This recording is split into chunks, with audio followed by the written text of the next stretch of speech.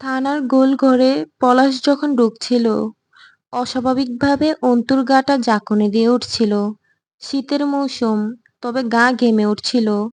পলাশের ঠোঁটের ওই মুচকি হাসি, জ্বলজ্বলে চোখ দুটো, তীরের ফলার মতো নাকের পাটা, ধারালো অশ্রুর মতো বিদীর্ণকারী। এসব সময় নারী মনকে অন্তু ঘৃণা করে।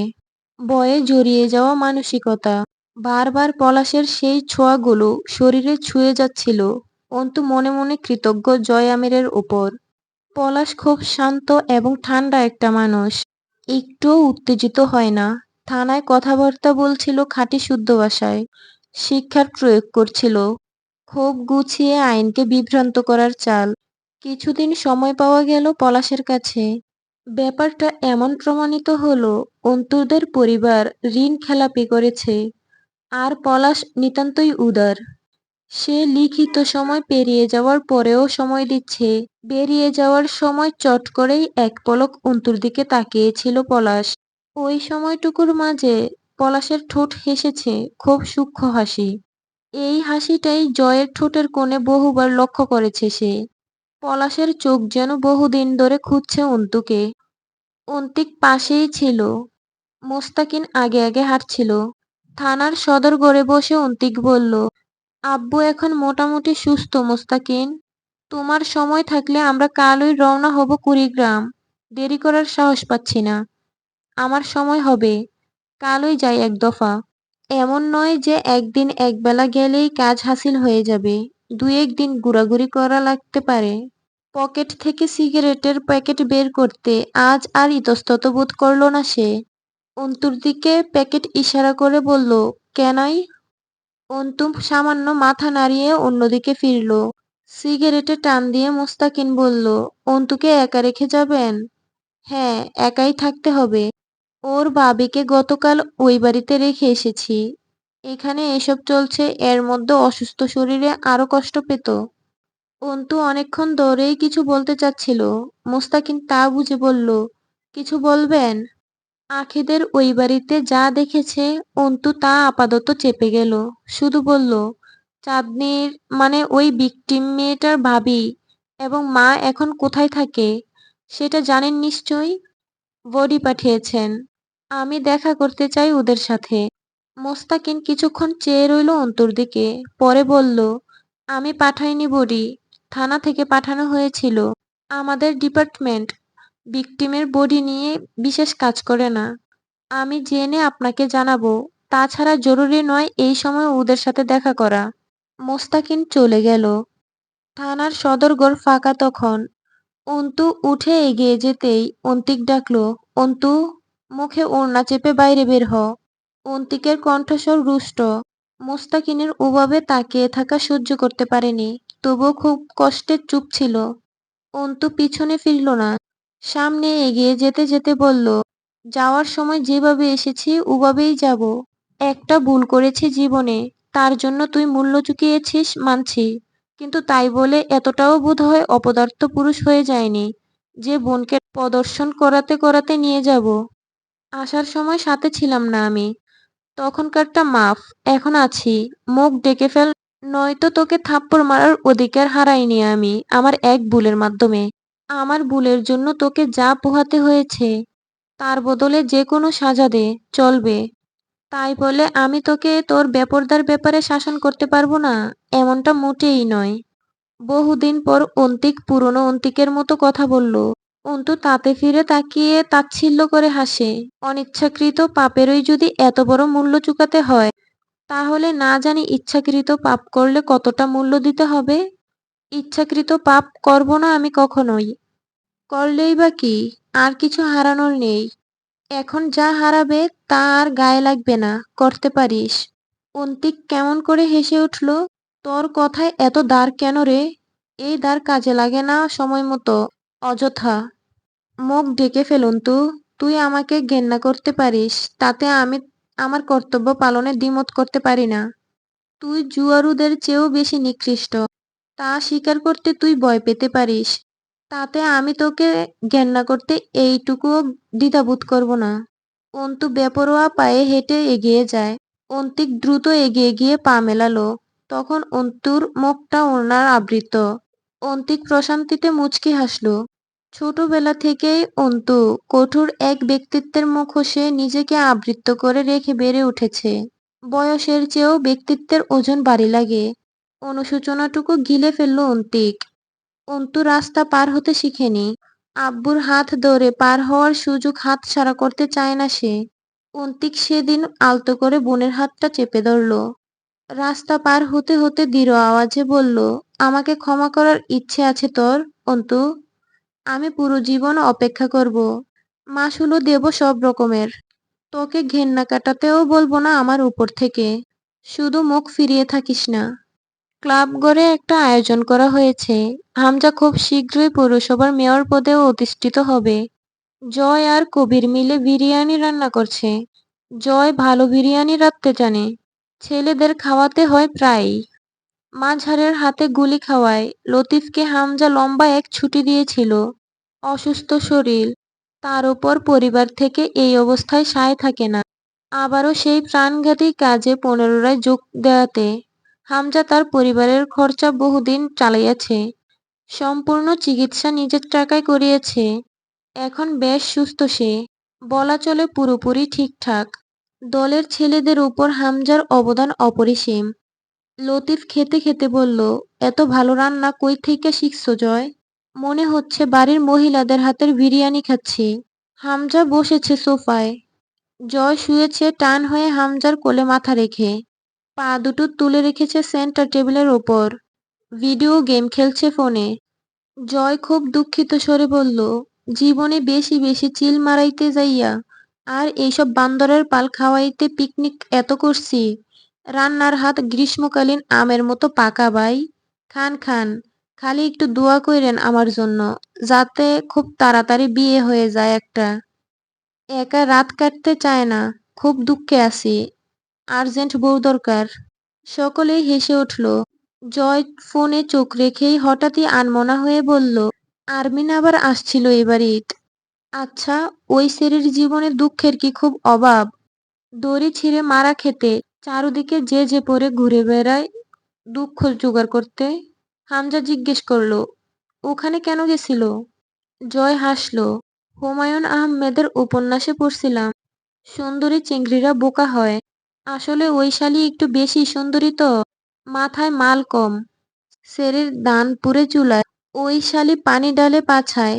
তাইলে কি হইল? না জানি কি সব দৃশ্য দেইখা আইছে। কইলজার ওজন কতখানি হইলে এত কিছুর পরেও থামেনি। এই, তোরা কেউ ওই শরীরে যাইয়া কইয়া আসবি ওর সাথে সামনে কি কি হতে পারে। তুই নিজে দেখেছিস ওকে? হ, দুপুরে এইখানে ঘুমাইছিলাম, বিকেলে উঠে পিছনের বারান্দায় দাঁড়াইতেই এক নজর দেখা হয়ে গেল। হামজা সিগারেট ধরিয়ে দোয়া ছেড়ে সোফায় হেলান দিয়ে বসল। হতে পারে দেখেনি কিছু, দেখলেও বিশেষ কিছু দেখার কথা না। ওই বাড়ির মহিলাদের খুঁজতে গেছিল। এখনো কি সেসব পড়ে আছে ওইখানে? তাই তো থাকার কথা। ওইসব দেখছে আমি নিশ্চিত। আর দেখলে শ্বশুর বাড়িতে জানাবে, এইটা ডাবল নিশ্চিত। তুমি খালি ভাবো কতখানি সাহসের দরকার এইসব দেখেও চুপচাপ বেরিয়ে আসা। লতিফ হেসে উঠল। সাহসই যদি না থাকবো, তাইলে কি আর তোমার মুখে খাবলা দইরা থুতু ছুঁড়ে? ওইটাতেই তো বুঝা যায় মাইয়ার কইলজে 12 হাত। সকলের মাথায় বাজ পড়ল কথাটা শুনে, কিন্তু জয়ের মুখে অপমান নেই। সে খুব দুঃখের সাথে বলল, হ, কামটা ভালো করে নাই, মাগার। জয় হেসে ফেলল। হামজা জয়ের সেই হাসিটা কেড়ে নিয়ে চট করে হেসে ফেলল লতিফের দিকে তাকিয়ে। আপনি কি করে জানলেন এসব লতিফ ভাই? আপনার তো জানার কথা না। আধ খাওয়া সিগারেটটা 2 আঙ্গুলে চেপে ধরে নেবালো। তাতে বোধ হয় হাতের পুরো চামড়াতে অল্পখানি সেক লাগলো। আবার তাকালো লতিফের দিকে। ভাবছিলাম খাওয়া শেষ হলে আপনাকে জিজ্ঞাসাবাদ করব। আপনি নিজে থেকেই খুব ফাস্ট দেখছি। সিগারেটটা আস্ট্রেতে ফেলে বলল, এসব লাইনে বাটপারি করতে গেলে সতর্কতা খুব জরুরি। এখানে সবাই খেলোয়াড়। সবার মাথায় ফুল স্পিডে গোড়াকাটার মেশিনের মতো চলে। অল্প একটু ভুল হলেই ছিন্নভিন্ন হয়ে যাবেন। আপনার আরো সতর্ক হওয়া উচিত ছিল। হাস্যোজ্জ্বল চোখে কথাগুলো বলে আরাম করে উঠে দাঁড়ালো হামজা। উঠে বসল জয়। ফোনটা পাশে রেখে হাত দুটো হাঁটুতে গেড়ে পিঠ বেঁকিয়ে বসল। চোখ হাসছে তার। শার্টের কলারের উপর দিয়ে শিকলাকৃতির চেইনটা ঝুলে আছে নিচের দিকে। তাতে ইংরেজি হরফ জে এর লকেট। বাঁ হাতের রেসলেটটা কবজি থেকে কনুইয়ের একটু উপরে পড়ে রইল। পরনে সাদা দবদবে লুঙ্গি, তার উপর কালো জ্যাকেট পরেছে। পাড়া ক্লাব এমনই চলাচলে তাকে কোনো সময় ফরমাল পোশাকে দেখা যায় না। লুঙ্গি, শার্ট, চামড়ার জুতো চলে। গ্রাম্য মোড়লের মতো দেখতে লাগছে ওকে। পাশেই হামজা দাঁড়িয়ে আছে, ঠোঁটের কোণে হাসি জমে থাকা অবস্থায় কেমন করে যেন তাকিয়ে রইল জয় লতিফের দিকে। হামজা মিটিমিটি হাসছে। এই হাসি লতিফের উপর ওর করা সবটুকু ন্যায়পরায়ণতার হিসেব শুষছে। কোনো দিকে ফাঁক রেখেছিল না হামজা লতিফের ভরণ-পোষণে। তার দাম সে আস্তে করে আদায় তো করে নেবে। এই হাসি দ্বারা সে লতিফের প্রতারিত হবার দুঃখটুকু ঢাকতে চাইল। লতিফের আর খাওয়া উঠছে না। সে বুঝতে পারছে আজ তাকে কেন আপ্যায়ন করে এখানে আনা হয়েছে। জয় হাই হাই করে উঠল। আরে আরে করতেছেন কি লতিফ ভাই? আমি কি জানোয়ার নাকি যে খাওয়া অবস্থায় মারবো কাউকে? হোক সে যত বড় জোচ্চোর আর বিশ্বাসঘাতক। খাওয়া শেষ করুন, আরামসে কথা বলি। এ কবির, আমার জন্য এক প্লেট আনতো, লতিফ ভাইয়ের সাথে বসে খাবো, যা। লতিফ ছটফটিয়ে উঠল। হামজার শালটা ডান কাঁধে তুলে নিয়ে বলল, আমি বাড়ি যাচ্ছি। এখন এখানে থাকা ঠিক হবে না। আফটার অল নতুন মেয়র আমি। আমার কিছু নৈতিক দায়িত্ব আছে। আমার সামনে কোনো আকাম ঘটবে আর আমি তাকিয়ে দেখব, কিছু তো করব না। এটা ঠিক না। 2 দিন আগে অনেক বিশ্বাস করে জনগণ ভোটে তুলেছে আমায়। কাজ ফুরোলে তুই দেরি করিস না ফিরতে। আজ রাতে দাবা খেলবো আমি আর তুই। অনেকদিন খেলি না। হামজা হেলে দুলে হেঁটে বেরিয়ে যায়। জয় আরাম করে গপাগপ বিরিয়ানি খেতে বসল। বিশাল বিশাল হাতে বিশাল বিশাল লোকমা। তার খাওয়ার ধরন ভালো না। ভদ্রলোকেরা দেখলে এক শব্দে বলবে অসভ্য। জঙ্গিদের মতো করে খায় জয়। গপাগপ করে এক প্লেট বিরিয়ানি খুব রুচির সাথে মনোযোগ দিয়ে খেয়ে ঠান্ডার রাতে ঠান্ডা ঠান্ডা বোতল নিয়ে বসল। লতিফ কাকুতি ভরা চোখে বসে আছে। হাত ধুয়ে জয় লতিফের প্লেটটাকে ইশারা করে বলল, যা রেখে আয়। লতিফ ভাই আর খাবে না। ভাই হাত ধুয়ে নেন, আমার প্লেটেই ধুয়ে ফেলেন। আমরাই তো। যা করেছেন করেছেন, আর তো এরকম করার সুযোগ পাবেন না। তাহলে আর কিসের কি? এখন আমরা বাই বাই। আসেন মদ খাই। জোর করে মদ পান করালো লতিফকে। নাক মুখ দিয়ে উঠে এলো তা। বিরিয়ানি উগরে এসে বুক জ্বলে ছারখার লতিফের। জয় গিলে যাচ্ছে ডক করে। বিশ্বাস করো জয়, মিনতি করে ওঠে লতিফ। ওর চোখে মুখে আকুলতা বোধহয় জয়কে খুব আনন্দিত করলো। সে মাথা নাড়ল দুপাশে। আমি বিশ্বাস করি না কাউকে। আপনাকেও করার কিছু নেই। আপনি সত্যি বলবেন, আমি শুনবো, বিশ্বাস করব। আপনি বলুন লতিফ ভাই, আপনি কি করে জানলেন ওই মেয়েটা সেদিন পলাশের রূপটোফে দাঁড়িয়ে আমার মুখে থুতু ছুঁড়েছিল? আর ওই মেয়েটাই কাল ওই পরিত্যক্ত বাড়িতে এসেছিল, এসব আপনি কিভাবে জানলেন? আর বলার কিছু নেই লতিফের। তার রুহ কাঁপছে। জয় হাসল। আপনারে হামজা ভাই আজ মাসের বেশি ছুটিতে রাখছে দলের যে কোনো কাম থেকে। কেন? কারণ আপনি নাকি আমারে বাঁচাইতে নিজে গুলি খাইছেন। বদলে হামজা আপনার চিকিৎসা করাইছে, সাধারণ থেকে এক্সট্রা নিরাপদ দিছে। আপনার জন্য মাঝারকে মেরে শত্রুতা বাড়াইছে। আর আপনি সেই মাঝারের সাথে হাত মিলাইলেন। সেহ, অবশ্যই এর কারণ আছে। সে আপনাকে ডেকে বুঝাইল হামজার পার্টিতে থাকলে এভাবে জখম হতে হবে আপনাকে। অথচ আপনার জন্য যে মাঝারকে মেরে আমি আর হামজা সোসাইটির সকল সাইডে বদনামি এবং শত্রুতা কামিয়েছি, এইটুকু দেখলেন না আপনি? স্যাহ, ইজ্জত রইল না শালা। মাঝারের সাথে আপনি মিলছেন গুলি খেয়ে, ওদিকে পলাশ খানকির বাচ্চা দ্বিমুখী পাগল শালা। শালার সাওয়ালটায় সাইকো। ভাবে যে আমরা কিছু বুঝি নাই, গু খাই। ও আমাদের হাতে রেখে আসলে মাঝারের সাথে কাজ করতেছে। সেদিন আবার ওই শালির জন্য একদম সরাসরি একটা বিরোধিতা লেগে গেল। আর এই সংকটময় সময়ে আপনি দলের সাথে ঘাতকতা করছেন? কন এইটা কি ঠিক? একটু থেমে ঘন ঘন মাথা নাড়ল জয়। নট গুড, লতিফ ভাই। তার উপর তার উপর আবার থুতুর ব্যাপারটা আমার ছেলেদের সামনে বলে ইজ্জতের 11টা বাজালেন। লতিফ আহাজারি করল। জয়, বিশ্বাস করো আমি যাইনি। মাঝারি এসেছিল। আমি কিচ্ছু করিনি ওদের সাথে মিশে। খালি এইটুকু শুনেছি তুমি সেদিন ছিলে ওইখানে। তা জানি আমি। কিন্তু কিন্তু কিন্তু ছোটবেলায় পড়েছিলাম। ছোট বালুকণা আর বিন্দু জল, মহাদেশ আর মহাসাগর গড়ে। আজ ও আপনাকে জানাইছে, কাল আপনি ওকে জানাইবেন। এই ধারাবাহিকতা চলতে দেওয়া মূর্খতা হয়ে যাবে না?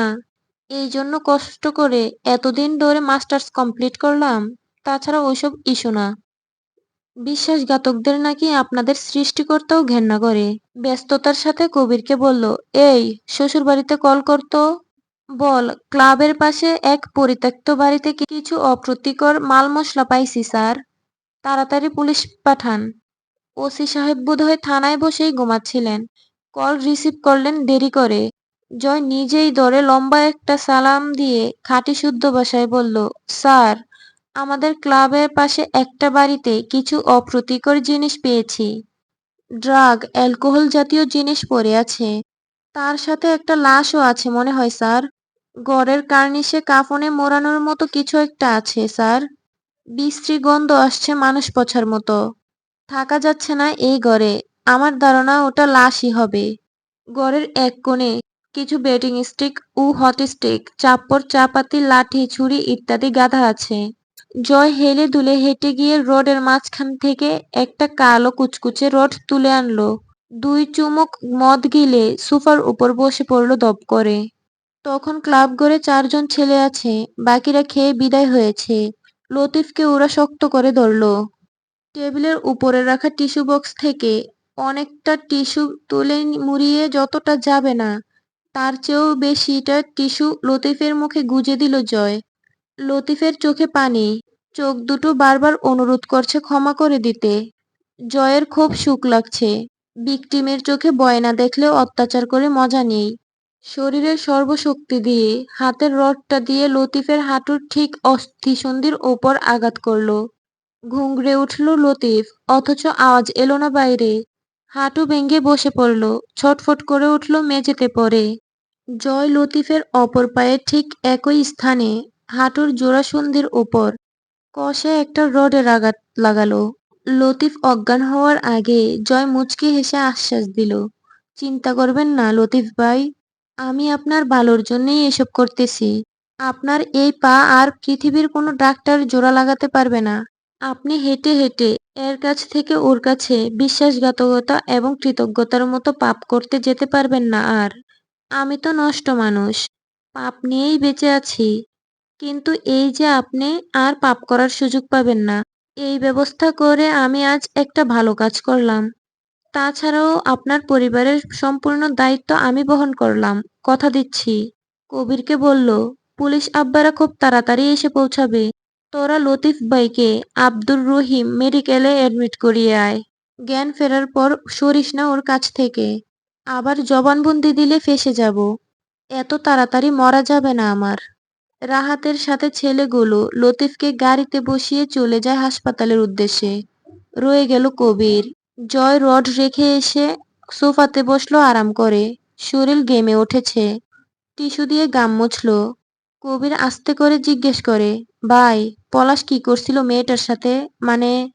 আরে, জাহাঙ্গীরনগর বিশ্ববিদ্যালয়ের ছাত্রলীগ ক্যাডার জসিমউদ্দিন মানিক 100টা ছাত্রীকে রেপ করে সেঞ্চুরি পার্টি করেছিল। সেই ইতিহাস ভুলে গেছিস? ওই হিসেবে পলাশ কিছুই করে নাই। ডক করে 1 গ্লাস পানি গিলে ফের বলল, ব্রাশ আর পেস্ট নিয়ে আয় আমার জন্য একটা। শ্বশুর আব্বাদের সামনে মদের গন্ধ নিয়ে যাওয়া ঠিক হবে না। জয় ঘষে ঘষে দাঁত মাজল। একটু পারফিউম মারল শরীরে। কবির জিজ্ঞেস করল, ভাই, আপনি যে পুলিশ ডাকলেন, পলাশ ভাই জানলে কি হবে?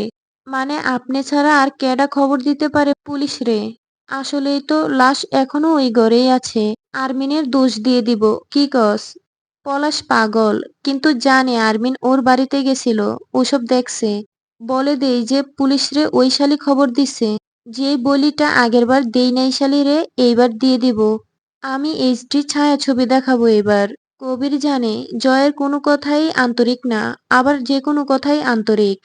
সে কখন সত্যি আর মিথ্যে বলে বোঝা যায় না। হাসতে হাসতে সত্যি আর আন্তরিক স্বরে মিথ্যে বলে। সে জিজ্ঞেস করলো, সত্যিই ভাই? না, মিথ্যা। বিশ্বাস করল কবির।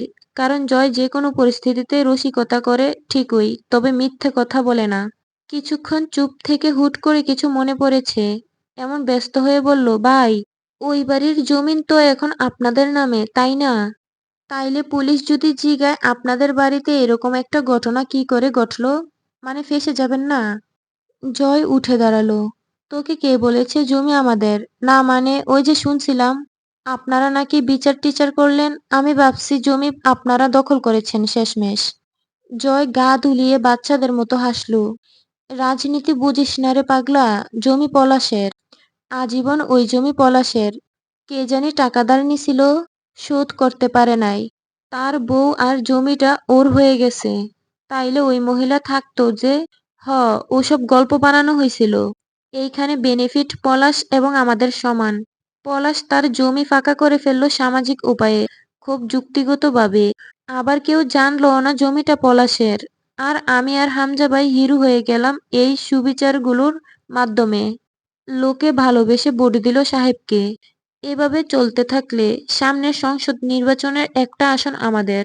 তবে জমির আসল মালিক পলাশ। এটা আর গোপন থাকবে না। হিন্দু ফিন্দু বলে কিচ্ছু নেই। পুলিশ আসলেই এটা ক্লিয়ার হয়ে যাবে। বুঝেছিস? কবির কিছুক্ষণ চুপচাপ বসে রইল। এইসব যখন ঘটেছে সে তখনও দলের বিশিষ্ট কোনো মেম্বার ছিল না। সে এসবের কিছুই জানত না।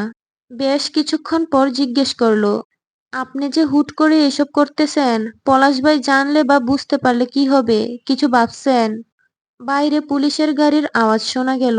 জয় এক হাতে লুঙ্গি উঁচিয়ে ধরে, অপর হাতে টেবিলের উপর থাকা ফোনটা তুলে নিয়ে হেঁটে বেরিয়ে যেতে যেতে জবাব দিল, না, ভাবিনি। পরে ভাববো। তবে এখন থেকে নতুন করে খেলতে হবে আমার। অনেকদিন খেলি না। লোক আমাকে হালকা ভেবে নিচ্ছে রে আজকাল।